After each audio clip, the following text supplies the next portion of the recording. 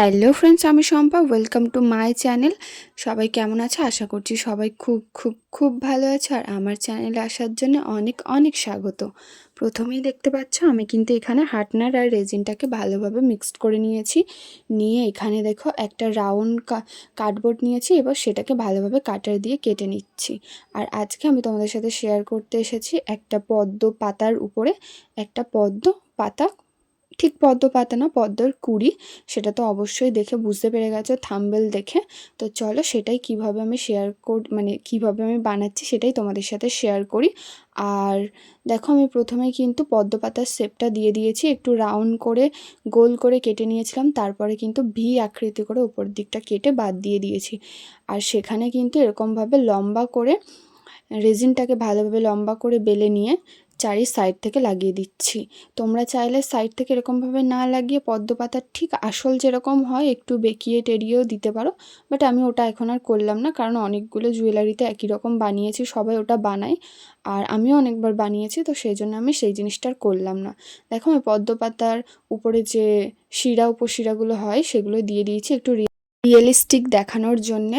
তারপর দেখো আমি কিন্তু এখানে গোল গোল করে চারপাশ কেটে নিয়েছি। তারপর দেখো এখানে কিন্তু আঙুলের সাহায্যে আমি পাতা বানিয়ে নিচ্ছি। তো এখানে আমি টোটাল দুটো পাতা বানাবো। আর চলো এবার মাঝখানের যে কুড়িটা হবে সেটা বানিয়ে নিই। মাঝখানে কুড়িটা আমি ঠিক কিভাবে বানাচ্ছি সেটা একটু ভালোভাবে দেখলেই বুঝতে পারবে। ঠিক যেভাবে আমরা পাতাটা বানাই ওরকম করে মুখের সাইডটা একটু সুচালো টাইপের করে নিয়েছি, দেখতেই পাচ্ছ। আর এবার যে দুটো পাতা আমি বানিয়ে রেখেছিলাম সেটা কিন্তু এরকম দুটো সাইড থেকে লাগিয়ে দেবো।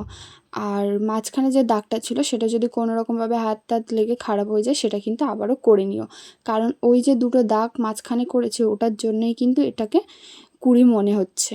তো দেখো এখানে কিন্তু বানিয়ে নিয়েছি। এবার আমি দেখছিলাম যে কোথায় বসালে ভালো লাগবে।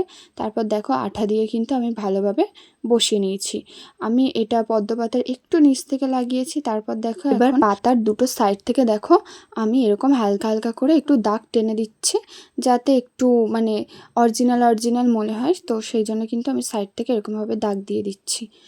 দেওয়ার পরে দেখো আমি কিন্তু এবারে যে পাতার যে ডান্ডিটা হয়, ডাঁটিটা আর কি, তো সেটাই লাগিয়ে নিচ্ছি। এখানে প্রথমে দেখো সরু করে একটুখানি ক্লে নিয়ে নিয়েছি আর উপর থেকে একটা মানে ক্লে নিয়ে ওখানটাতে জয়েন্ট করে দিয়েছি নিচের দিকটাতে, যাতে পাতার নিচটা ঠিক যেমন দেখতে হয় সেরকম টাইপের। দেখো আমি আবারও কিন্তু এখানে ছোট ছোট করে গোল গোল করে অনেকগুলো গোল বানিয়ে নিয়েছি। এবার বানাবো কানের দুল।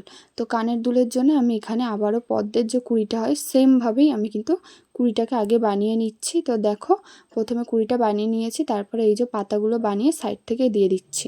আর যেহেতু এটা কানের দুল করব, আর যে বেসটা আমি বানিয়েছিলাম এখানেও কিন্তু সেম সেই বেসটা বানাবো, তার উপরেই রাখবো। তার জন্য কিন্তু একদম ছোট্ট করে কুড়িগুলো নিয়েছি আর কানের দুল দুটোকে আগে বানিয়ে নেবো। দেখো কিভাবে বানাচ্ছি, যেভাবে কিন্তু আমি কানের আগে যে গলাটা বানিয়েছিলাম তো সে সেমভাবেই কিন্তু আমি আবারও কুড়িটাকে বানিয়ে নিচ্ছি।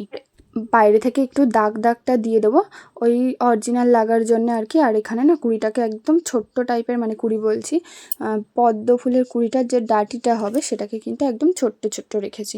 এখানে দেখো একটা আমার তৈরি হয়ে গেছে। তো সেমভাবে আমি এখানে আরেকটাও তৈরি করে নিচ্ছি। আমি পারলে তোমাদেরকে একটাই দেখাতে পারতাম, বাট না, আমি যে কটা বানিয়েছি সে কটাই তোমাদেরকে দেখালাম বা শেয়ার করলাম। কারণ বারবার একই জিনিস দেখলে আই থিঙ্ক অনেক ভালোভাবে বুঝতে পারবে আর জিনিসটাকে বানাতেও অনেক সহজ হবে আর কি। আর আজকে জানি না আমার ভয়েস দিতে কেন এত প্রবলেম হচ্ছে, আমার মনোযোগ বারবার অন্যদিকে চলে যাচ্ছে, মনে হচ্ছে যে হয়তো এই আওয়াজ হচ্ছে ওই আওয়াজ হচ্ছে। আর আওয়াজ হলে না আমার একদম ভয়েস দিতে ভালো লাগে না, কারণ পরে শুনলে না খুব মানে খুব বাজে লাগে। তো সেই জন্য আমি জানি না আজকে আমার একটু প্রবলেম হচ্ছে ভয়েস দিতে, তোমরা একটু ম্যানেজ করে নিও জিনিসটা। তো চলো এখানে কিন্তু আমার পুরোপুরি দেখো দুটো কুড়ি রেডি হয়ে গেছে। আর এবার যে বেসটা ছিল বেসটা বানিয়ে নেবো।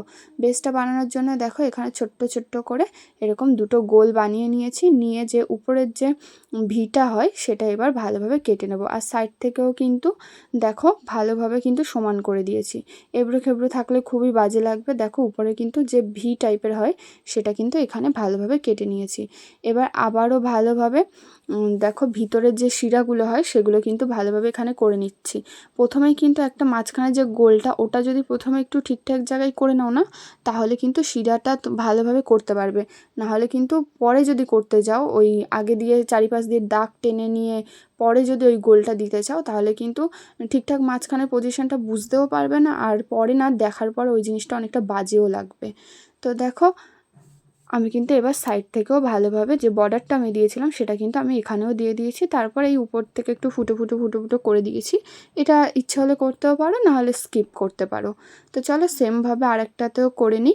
এই সব কাজ করার আগে না অবশ্যই কিন্তু যে জিনিসের ওপর কাজটা করবে, সেটা কোনো কার্ডবোর্ড হোক বা কোনো টেবিল হোক, অবশ্যই কিন্তু একটা পাতলা কাগজ পেতে নেবে।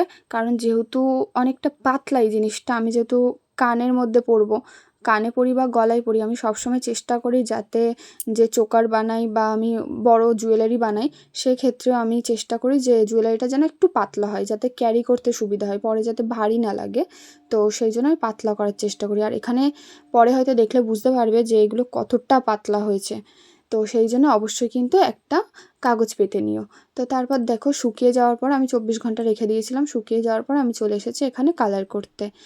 আর আমি একটা ভিডিওতেই তোমাদের সাথে শেয়ার করছি কিভাবে কালার করব এবং কিভাবে এই জুয়েলারিটা মেকিং করব।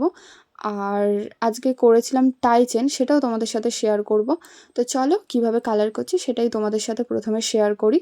আর ভিডিওটা না একটু লং হয়ে যাবে, কেউ কিন্তু স্কিপ করো না, স্কিপ করলে কিচ্ছু বুঝতে পারবে না এখন থেকে। তো কেউ স্কিপ করো না। তো প্রথমেই দেখতে পাচ্ছ আমি কিন্তু ভালোভাবে সাদাটা দিয়ে প্রথম কোটটা করে নিয়েছিলাম। বেস কোটটা আমি প্রত্যেকবারের মতো যেমন সাদা করি তেমনই করে নিয়েছি। তারপর দেখো আমি করছি এখানে গ্রিন কালারের সাথে আমি একটুখানি ইয়েলো মিশিয়ে এই জায়গাটাতে জাস্ট একটু যাতে হালকা হালকা গ্রিনটা মনে হয়, যাতে ডিপ গ্রিন না মনে হয়, সেই জন্য কিন্তু আমি এখানটাতে ভালোভাবে ইয়েলো আর গ্রিনটা মিক্সড করে একটা বেস কালার করেছি। তারপর দেখো আমি যে বর্ডারটা করেছিলাম সাইডে, সেখানে কিন্তু আমি ডিপ গ্রিন দিয়ে আউটলাইনটা করে নিচ্ছি।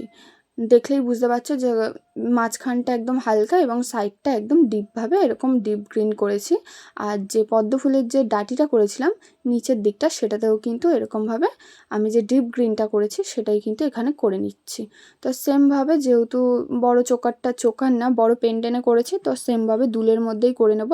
আর এখানে দেখো যে শিরাটিরাগুলো বানিয়েছিলাম সেখানে আমি দিচ্ছি। এখন হয়তো এগুলো মোটা মোটা লাগছে, বাট এইগুলো ব্লেন্ড করার পরে একদমই এতটা মোটা মোটা লাগবে না। এরপরে না আমি এটাকে আবারও ব্লেন্ড করব।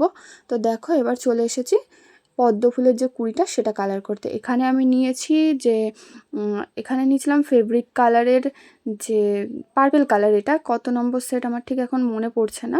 এই কালারটা না প্রচণ্ড হালকা। আমি যতবার করছিলাম আমার মনে হচ্ছিলো কালার ধরছে না, হালকাই হয়ে রয়েছে। আর কালার করার সময় যেখানে একটু একটু সবুজ রঙ লেগে গিয়েছিল, সেখানে কিন্তু এই কালারটা দেওয়ার পরে কেমন একটা কালো কালো টাইপের দেখাচ্ছিল। আমি যে কালারটা চাইছিলাম সেটা ঠিকঠাকভাবে আসছিলই না। জানি না কেন, এই কালারটা হয়তো এইরকমই। আমি দেখেছি আরও সবার ভিডিওতে যে এই কালারটা নিয়ে সবাইকে একটু প্রবলেমে পড়তে হয়, আর আমাকে ওই কালারটা নিয়ে একটু প্রবলেমেই পড়তে হয়েছে। তো যাই হোক, এবার কিন্তু কানের দুল হার দুটোতেই কিন্তু সেমভাবে আমি কালারটা করে নিয়েছি। তারপর দেখো ওই যে ডিপ গ্রিন যেখানে যেখানে আমার বাকি ছিল ডান্ডিগুলোতে, তো সেখানে আমি করে নিয়েছি। দুলের মধ্যেও করেছি এবং হাড়ের মধ্যেও কিন্তু করে নিয়েছি। এবার এখানে আমি কালার নিয়ে নিয়েছি রেড কালারটা দিয়ে আমি একটু নিচ থেকে একটু শেডিং করে দিচ্ছি। কারণ পুরো এই যে পার্পল কালারটা আমি দিয়েছিলাম, এই কালারটা দেওয়ার পরে অতটাও ভালো লাগছিল না, আমার প্রচণ্ড প্রবলেম হচ্ছিলো, আমার নিজেরই দেখতে ভালো লাগছিল না। সেই জন্য কিন্তু আমি একটু রেড দিয়ে একটু শেডিং করে দিয়েছি।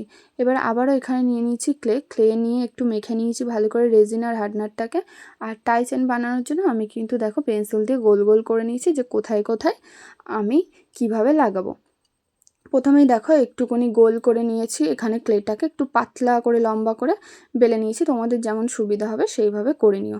তারপর দেখো যেখানে আমি গোলগুলো করে রেখেছিলাম তার দুটো সাইডে এরকম 4টে জায়গায় আঠা দিয়ে দিয়েছি, আর মাঝখানে দিয়ে দিয়েছি যে আমার তুলি যে ব্রাশগুলো ছিল কালার করার, সেগুলো কিন্তু মাঝখানে দিয়ে দিয়েছি। দিয়ে এই জায়গাটাতে কিন্তু যেগুলো এক্সট্রা ক্লে ছিল সেই ক্লেগুলো আমি এখান থেকে কেটে বাদ দিয়ে দিচ্ছি।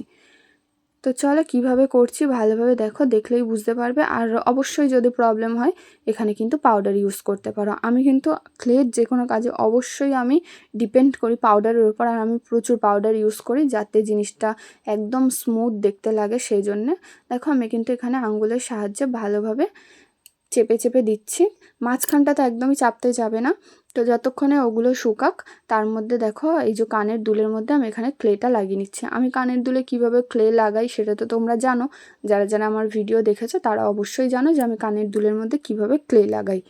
তো দেখো আমি কিন্তু পাউডার দিয়ে এখানে ভালোভাবে সমান করে নিচ্ছি। আর এখন দেখলে হয়তো বুঝতেই পেরেছো যে কানের দুলগুলো কতটা পাতলা হয়েছে। এখানে কিন্তু কানের দুলও পাতলা হয়েছে, এমনকি হাতটাও পাতলা হয়েছে। তারপর শুকিয়ে যাওয়ার পরে দেখো আমি কিন্তু এটাতেও 24 ঘন্টা টাইম নিয়েছিলাম। ফট করে ওই যে তুলিটা লাগিয়ে টানাটানি করতে যাবে না, তাহলে কিন্তু হবে না জিনিসটা।